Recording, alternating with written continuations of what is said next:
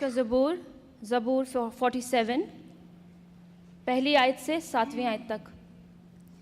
ए सब उम्मतों तालियां बजाओ, खुदावन के लिए खुशी की आवाज़ से ललकारो, क्योंकि खुदावन ताला मुहीब है, वो तमाम रोए ज़मीन का शहनशाह है।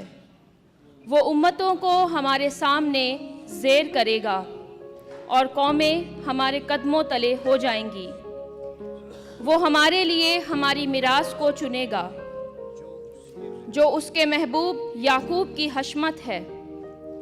खुदा ने बुलंद आवाज़ के साथ, खुदावन ने नरसिंगे की आवाज़ के साथ सऊद फरमाया, मदा सराई करो, खुदा की मदा सराई करो, मदा सराई करो, हमारे बादशाह की मदा सराई करो, क्योंकि खुदा सारी ज़मीन का बादशाह है।